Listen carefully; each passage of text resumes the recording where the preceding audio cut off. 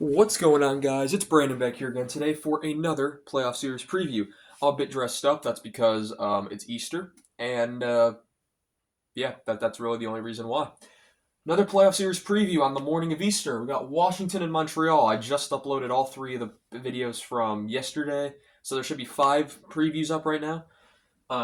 So right now we've done Battle of Ontario. We've done Dallas and Colorado, which played last night. We had Winnipeg and St. Louis that played last night. We had Carolina and New Jersey, which start in about 2.5 hours.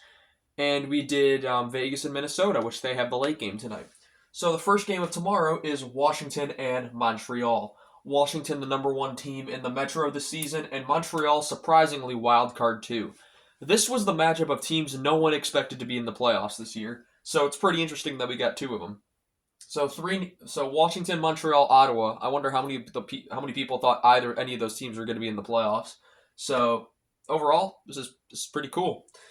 Washington was first in the Metro. They had a record of 51, 22, and 9, 111 points. First in the Metro, first in the East, second in the league, only to Winnipeg. Montreal, 40, 31, and 11, 91 points. So 20-point gap, 20-point differential. I've seen crazier. Fifth in the Atlantic, eighth in the East, 17th in the league, as Montreal once again is not in the top 16 but make the playoffs. Washington was second in goals for with 288, ninth in goals against with 232 for a plus 56 goal differential. Montreal was 245 for 17th for goals for, goals against 265. So they were minus 20 in their goal differential, so them and Minnesota, the only two teams I believe being in the negative.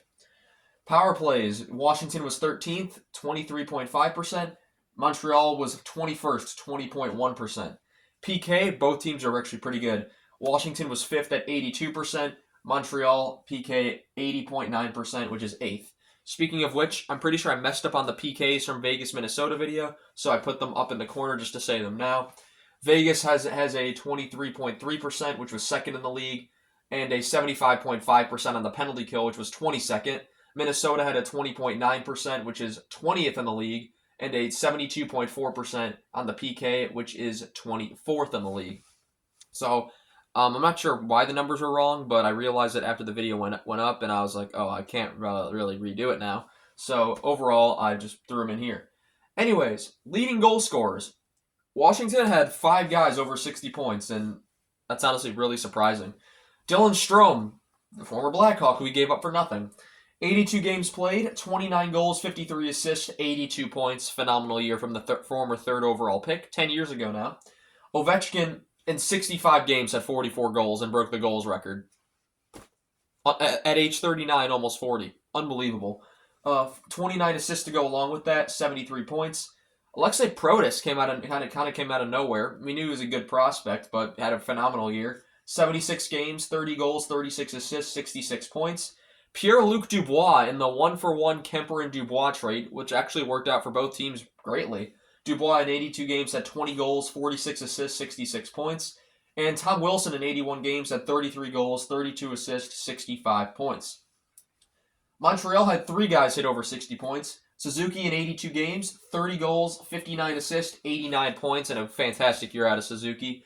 Caulfield in 82 games had 37 goals, 33 assists, 70 points. And the rookie Lane Hudson, who's likely going to win the Calder this year, 82 games played, 6 goals, 60 assists, 66 points. Goaltending, I got 2 on the board for Washington since it was literally a 1A, 1B situation. And then Montreal, I only have 1 because 1 played 62 of their games. Thompson for Washington in 43 games went 31, 6, and 6, 9-10 save percentage, and a 2.49 goals against average. He had some injury issues this year, so if he's ready for game 1, he's definitely playing. If not, they're going to go to Lindgren, who in 39 games went 20, 14, and 3 with an 8.97 save percentage and a 2.73 goals against average. Both goaltenders have been pretty good this year. That's say the least. You have to be if you want to get to where Washington is. For Montreal, it's Montembeault, 62 games played, 31, 24, and 7 with a 9.02 save percentage and a 2.82 goals against average. Question is, who's the backup for Montembeault if he gets burnt out? Because he's played 62 games this year. Is it Caden Primo? Is it Dobes? Both have filled in when need be. It's going to be Hard for Montembeault to keep this up. I mean, 902 save percentage isn't phenomenal, but in 62 games, I mean, can't say it's horrible. Meetings between these teams. Teams met 3 times this year as they're in different divisions, same conference. On October 31st, Halloween, Washington wins 6-3 in Washington. On December 7th, Montreal wins in Montreal, Washington wins 4-2. And then in Washington on January 10th, Montreal wins 3-2 in overtime. So Washington takes the series 2-1. In the playoffs, teams have been around for a very long time, and yet they've only met once, and it was iconic. 2010 round 1, where Washington was the President's Trophy winner. They were up 3-1 in the series. Yara Halak says, I'm not allowing you guys to win anymore. And they win 3 straight, embarrass Washington, and the narrative of Ovechkin couldn't win in the playoffs started there and continued on for 8 years. So Montreal took that series in 7 as an 8th seed on their run to the conference final. In a very bizarre year in the Eastern playoffs that all the lower seeds advanced, which was really weird. Prediction. Montreal, this is a very young team. Only guys that have been in the playoffs. I mean, David Savard's retiring, so you're losing a bit of veteran presence there after this season.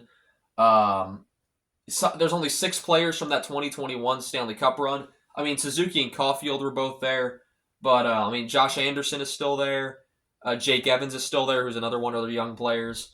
But all those guys from most of those, Brendan Gallagher is another veteran that's there, but almost all those other guys gone. And Patrick Laine is going to be kind of the interesting X factor piece here. I wonder what he's going to do with Montreal in the playoffs, as he's never really gone super far in the playoffs. I mean, he was with Winnipeg on that conference final run in 2018, but he hasn't really had a chance. He went to Columbus.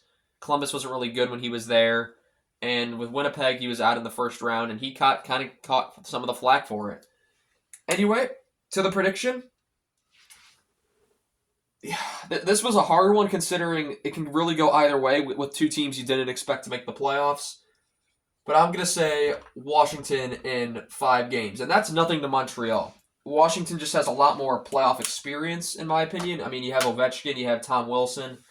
Goaltending's not very experienced, but, I mean, they're just a lot more of a veteran team. They've kind of been there.